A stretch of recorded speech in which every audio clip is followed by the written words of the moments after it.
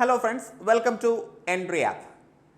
Cadet Category 3 English എന്ന ടോപ്പിക്കിൽ നിന്നുള്ള ഇംഗ്ലീഷ് ലിറ്ററേച്ചറുമായിട്ട് ബന്ധപ്പെട്ട കുറച്ച് ചോദ്യങ്ങളാണ് നമ്മൾ ഇന്ന് ഡിസ്കസ് ചെയ്യാൻ പോകുന്നത്. സോ നമുക്ക് സ്റ്റാർട്ട് ചെയ്യാം. അപ്പോൾ ഇതിനകം തന്നെ കുറച്ച് ക്വസ്റ്റ്യൻസ് നമ്മൾ ഡിസ്കസ് ചെയ്തിട്ടുണ്ട്. അത് കാണാത്ത ആളുകൾ അതുകൂടി കണ്ടുവരിക. സോ ഇന്നത്തെ ആദ്യത്തെ ചോദ്യം, Saleem Sinai is the protagonist of dash. അപ്പോൾ ഇതൊരു നോവലും അതിൻ്റെ ക്യാരക്ടറുമായിട്ട് ബന്ധപ്പെട്ട ചോദ്യമാണ്. അപ്പോൾ സലീം സിനായ് എന്ന് പറയുന്നത് ഒരു പ്രധാനപ്പെട്ട വളരെ പ്രശസ്തമായിട്ടുള്ള ഒരു നോവലിലെ കേന്ദ്ര കഥാപാത്രമാണ്, മുഖ്യ കഥാപാത്രമാണ്. ഏതാണ് ആ നോവൽ എന്നാണ് ചോദ്യം. സോ ഇത് സൽമാൻ റുഷ്ദിയുടെ മിഡ് നൈറ്റ്സ് ചിൽഡ്രൻ എന്ന പുസ്തകത്തിലുള്ള എന്ന നോവലിലെ പ്രധാന കഥാപാത്രമാണ്. So Saleem Sinai is the narrator and central character in the story. ഈ കഥയിലെ കേന്ദ്ര കഥാപാത്രവും നറേറ്ററും അദ്ദേഹം തന്നെയാണ്. whose life is intertwined with the events of India's independence and the turbulent post-colonial era. കോളനി വൽക്കരണ കാലഘട്ടത്തിന് ശേഷം ആ ഒരു പ്രത്യാഘാതവും അതുപോലെ തന്നെ ഇന്ത്യയുടെ സ്വാതന്ത്ര്യവും ഇന്ത്യ വിഭജനവുമെല്ലാം വളരെ ശക്തമായിട്ട് സ്വാധീനിച്ച ഒരു വ്യക്തിയാണ് സലീം സിനായ്. അപ്പോൾ അദ്ദേഹത്തിൻ്റെ ജീവിതത്തിലുള്ള മാറ്റത്തെക്കുറിച്ചാണ് ഇതിനകത്ത് പറയുന്നത്. അപ്പോൾ എങ്ങനെ അത് സ്വാധീനിച്ചു, വളരെ രസകരമായിട്ടുള്ളൊരു നോവൽ കൂടിയാണ്. എന്നാൽ പല ട്രാജഡീസും പറഞ്ഞു പോവുകയും ചെയ്യുന്നുണ്ട്. ദെൻ അടുത്ത ചോദ്യം, Napoleon and Snowball are characters in dash. Napoleon, Snowball ഇത് രണ്ട് പിഗ്ഗുകളുടെ പേരാണ്. ഇത് നമ്മുടെ ആനിമൽ ഫാം എന്ന് പറയുന്ന നോവലിലാണ്. So Napoleon and Snowball are characters in George ഓർവെലിൻ്റെ 1945 അദ്ദേഹം എഴുതിയ നോവലിലെ ആയിട്ടുള്ള ആനിമൽ ഫാമിലെ രണ്ട് കഥാപാത്രങ്ങളാണ്. Both are pigs and leaders. ഇവർ രണ്ടുപേരും പിഗ്സ് ആണ്, അതേപോലെ ആ ഒരു ഫാമിലെ ലീഡേഴ്സാണ്. But they have different personalities and goals. അപ്പോൾ രണ്ടുപേരും ഒരേപോലെയുള്ള ആളുകളൊന്നുമല്ല. ഒരാൾ റൈറ്റും ഒരാൾ റോങ് ആണ്, അല്ലേ? ആ ഒരു നോവൽ ഡീറ്റെയിൽ ആയിട്ട് പറയുമ്പോൾ നമുക്കതിനെക്കുറിച്ച് കൂടുതൽ സംസാരിക്കാം. Then T.S. Eliot's well-known poem published in the early 20th century is. 20ാം നൂറ്റാണ്ടിൻ്റെ തുടക്കത്തിൽ T.S. എലിയറ്റ് പ്രസിദ്ധീകരിച്ച വളരെ പ്രശസ്തമായിട്ടുള്ള ഒരു പോമുണ്ട്. നേരെ ഓപ്ഷൻസിലേക്ക് വരുന്ന സമയത്ത് നിങ്ങൾക്ക് കാണാം വേസ്റ്റ് ലാൻഡ് എന്ന് കാണാം. എന്താ ഇവിടെ വ്യത്യാസം? ഓപ്ഷൻ എയും സിയും വേസ്റ്റ് ലാൻഡാണ്, പക്ഷേ ഇവിടെ സ്പേസ് ഉണ്ടാവും. ഇവിടെ വർഷവും കൊടുത്തിട്ടുണ്ട്, 1922 എന്ന വർഷവും കൊടുത്തിട്ടുണ്ട്. ദെൻ ബിയും ഡിയും ദ വേസ്റ്റ് ലാൻഡ് എന്ന് തന്നെയാണ്, ഇവിടെ സ്പേസ് ഇല്ല. അപ്പോൾ എങ്ങനെയാണ് ദ വേസ്റ്റ് ലാൻഡ് എന്ന് എഴുതേണ്ടത്? സ്പേസ് കൊടുത്താണ് എഴുതേണ്ടത്. ദ വേസ്റ്റ് ലാൻഡ് എന്ന് സ്പേസ് കൊടുത്ത് എഴുതുക. പബ്ലിഷ് ചെയ്തത് 1922 അപ്പോൾ ബ്രാക്കറ്റിൽ 1922 നമുക്ക് കൊടുക്കാം. സോ ഓപ്ഷൻ ഡി ആണ് കറക്റ്റ്. ഓപ്ഷൻ ഡി ആണ് കറക്റ്റ്. അവിടെ വർഷം നമുക്ക് വേണമെങ്കിൽ കൊടുക്കാം എന്നേ ഉള്ളൂ. ഓപ്ഷൻ ഡിയിലാണ് കറക്റ്റായിട്ട് വന്നിട്ടുള്ളത്, ദ വേസ്റ്റ് ലാൻഡ്. ഇവിടെ ഒറ്റ കോമ്പൗണ്ട് നൗൺ എന്ന രീതിയിൽ ഒറ്റ ഇതായിട്ടാണ് കൊടുത്തിരിക്കുന്നത്, അല്ലേ? ദ വേസ്റ്റ് ലാൻഡ് എന്നാണ്. So it is considered A central work of modernist poetry and one of the most important English language forms of the 20th century. അപ്പോൾ ആധുനിക കവിതകളിൽ ഏറ്റവും പ്രധാനപ്പെട്ടത് ഈ ഒരു നൂറ്റാണ്ടിൽ എഴുതിയിട്ടുള്ള 20ാം നൂറ്റാണ്ടിൽ എഴുതിയിട്ടുള്ള ഏറ്റവും പ്രധാനപ്പെട്ട കവിതയായിട്ട് കണക്കാക്കപ്പെടുന്നത് ഇത് തന്നെയാണ്. ഓക്കെ അല്ലേ? ഇതിനടുത്ത question, the Abbey Theatre is associated with. The Abbey Theatre ആരുമായിട്ട് ബന്ധപ്പെട്ടതാണ്? ഏത് രാജ്യമായിട്ട് ബന്ധപ്പെട്ടത്? രാജ്യങ്ങളുടെ പേരാണ്. ഇംഗ്ലണ്ടാണോ, സ്കോട്ട്ലൻഡാണോ, അയർലൻഡാണോ, വെയിൽസ് ആണോ എന്ന് ചോദിച്ചാൽ ഓപ്ഷൻ സി, അയർലൻഡുമായിട്ട് ബന്ധപ്പെട്ടതാണ് കേട്ടോ. അബ്ബേ തിയേറ്റർ അയർലൻഡുമായിട്ട് ബന്ധപ്പെട്ടതാണ്. സോ ഡ്യൂബ്ലിൻ, അയർലൻഡിലെ ഡ്യൂബ്ലിനിലാണ് അബ്ബേ തിയേറ്റർ ഉള്ളത്. Then Kocharethi is a work by. Kocharethi അല്ലേ, കൊച്ചരേത്തി എന്നൊക്കെ വേണമെങ്കിലും പറയാം. Kocharethi is a work by. ആരുടെ വർക്കാണ് കൊച്ചരേത്തി? ആരുടേതാണ് എന്ന് ചോദിച്ചാൽ നാരായണൻ്റെ ആണ് കേട്ടോ. Narayan. Kocharethi is a work by Narayan. He is considered Kerala's first tribal novelist. അതുകൊണ്ടാണ് അത് ചോദിച്ചിട്ടുള്ളത്. കേരളത്തിലെ ആദ്യത്തെ ട്രൈബൽ നോവലിസ്റ്റ് എന്ന് പറയാൻ പറ്റുന്നത് നാരായണനെ കുറിച്ചാണ്. And the novel focus on the lifes of Malayarayar tribal കമ്മ്യൂണിറ്റിയെ കുറിച്ചാണ് കൊച്ചരേത്തി എന്ന് പറയുന്ന ഈ വർക്കിൽ പറയുന്നത് കേട്ടോ. അപ്പോൾ കൊച്ചരേത്തി എന്ന് പറയുന്നത് നാരായൺ എന്ന നോവലിസ്റ്റിൻ്റെതാണ്. അദ്ദേഹത്തിൻ്റെ പ്രത്യേകത, അദ്ദേഹം കേരളത്തിലെ ആദ്യത്തെ ട്രൈബൽ നോവലിസ്റ്റാണ്. ഏത് ട്രൈബൽ കമ്മ്യൂണിറ്റിയെ കുറിച്ചാണ് ഈ നോവലിൽ പറയുന്നത് എന്ന് ചോദിച്ചാൽ മലയരയർ ആണ് കേട്ടോ. മലയരയർ എന്ന് പറയുന്ന ട്രൈബൽ കമ്മ്യൂണിറ്റിയെ കുറിച്ചാണ്. Then, for God's sake, hold your tongue and let me love is a line from a poem by. വളരെ പ്രശസ്തമായിട്ടുള്ള ഒരു കവിതയിലെ വരിയാണ്. ദൈവത്തെ ഓർത്ത് നിങ്ങൾ നിങ്ങളുടെ നാവടക്കൂ, എന്നെ സ്നേഹിക്കാൻ അനുവദിക്കൂ. ഇതൊരു മെറ്റാഫിസിക്കൽ പോമാണോ? ആണെന്ന് തോന്നുന്നു അല്ലേ? നമുക്ക് നോക്കാം ആരാണ് എഴുതിയിട്ടുള്ളത്. ഓപ്ഷൻസിൽ നോക്കുമ്പോൾ മെറ്റാഫിസിക്കൽ പോയിറ്റ്സിനെ തന്നെയാണ് കാണുന്നത്. അപ്പോൾ മെറ്റാഫിസിക്കൽ പോയറ്റ് ആണെന്ന് പറയുമ്പോൾ തന്നെ നമുക്ക് ഉത്തരം കിട്ടില്ല. ജോൺ ഡണ്ണിൻ്റെതാണ് അല്ലേ? ജോൺ ഡൺ കേട്ടോ. ജോൺ ഡണ്ണിൻ്റെ വരികളാണ്. ദ കാനോണൈസേഷൻ എന്ന് പറയുന്ന അദ്ദേഹത്തിൻ്റെ മെറ്റാഫിസിക്കൽ പോമിൽ നിന്നുള്ള വരികളാണ്. ദൈവത്തെ ഓർത്തോ നിങ്ങൾ നിങ്ങളുടെ നാവടക്കൂ, നമ്മെ സ്നേഹിക്കാൻ അനുവദിക്കൂ. Then the Anglo-Saxon Chronicle was instituted by Anglo-Saxon Chronicle. അത് ആരാണ് സ്ഥാപിച്ചിട്ടുള്ളത്? Option C, King Alfred the Great ആണ് കേട്ടോ. കിങ് ആൽഫ്രഡ് ദ ഗ്രേറ്റ് ഏറ്റവും ഇമ്പോർട്ടൻ്റ് ആയിട്ടുള്ളൊരു ചോദ്യമാണ്.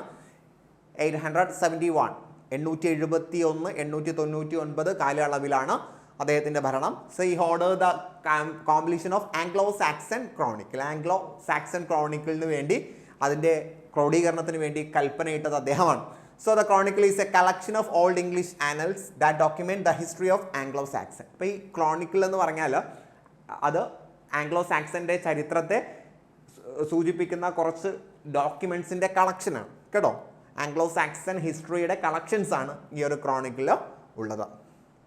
So king Alfred the great, ആ പേര് ഓർത്തിരിക്കുക.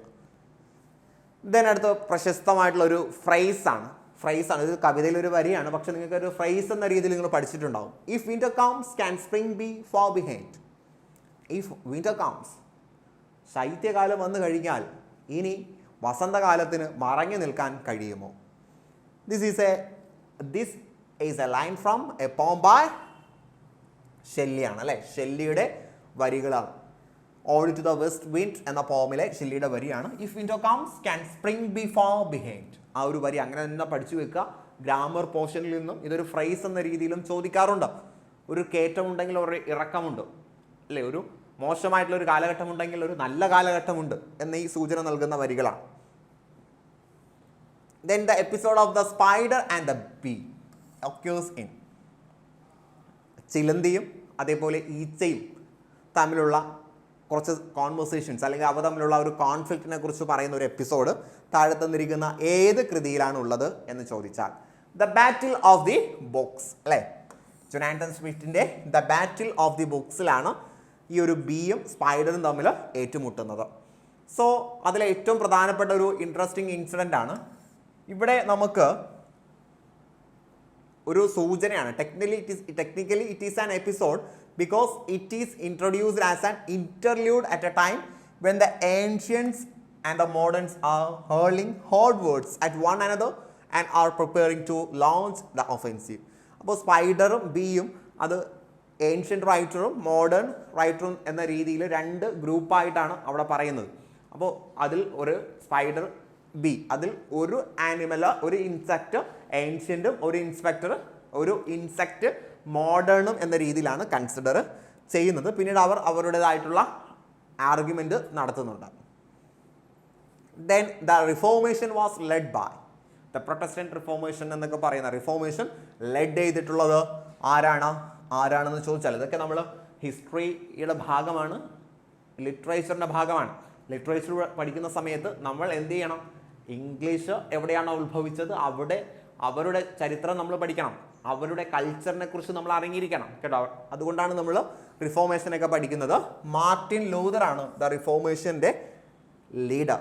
The Protestant Reformation was led by Martin Luther and many other reforms including John Calvin, Huldrych Zwingli, John Knox അടക്കമുള്ള ഒരുപാട് റൈറ്റേഴ്സ് അല്ല, ഒരുപാട് ആക്ടിവിസ്റ്റ് അതിനുവേണ്ടി പ്രവർത്തിച്ചിട്ടുണ്ട്. ഓക്കെ അല്ലേ?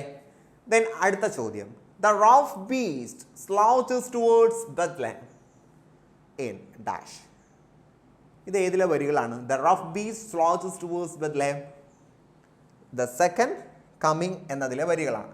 WBeatsന്റെ second comingൽ പറയുന്നതാണ് rough beast slouches towards Bethlehem. It refers to a symbolic monstrous creature that is approaching to be born, representing a new potentially destructive era or a dark force about to emerge in the world. അപ്പോൾ ഈ ഒരു ലോകത്ത് വരാനിരിക്കുന്ന ഒരു ഭീകര സത്വം അല്ലെങ്കിൽ ഒരു തിന്മയുടെ പ്രതീകത്തെക്കുറിച്ചുള്ള ഒരു സിംബോളിക്കാണ് കേട്ടോ. ഓക്കെ അല്ലേ? ക്ലിയർ ആയോ? അപ്പോൾ ഈ ഒരു കെട്ടകാലത്ത് അല്ലെങ്കിൽ ഒരു ഡിസ്ട്രക്റ്റീവായിട്ടുള്ള ഈ ഒരു കാലത്ത് ഇനി എമേർജ് ചെയ്തിരിക്കുന്ന ഒരു ജീവിയെക്കുറിച്ചുള്ള പരാമർശമാണ്. Then My Last Duchess, Robert ബ്രൗണിങ്ങിൻ്റെ ആണ് My Last Duchess. Robert Browning എന്ന് പറയുമ്പോൾ തന്നെ നമുക്ക് മനസ്സിലായി അത് ഡ്രമാറ്റിക് മൊണോലോഗ് ആയിരിക്കും അല്ലേ? ഡ്രമാറ്റിക് മൊണോലോഗാണ്. ഓക്കെ അല്ലേ?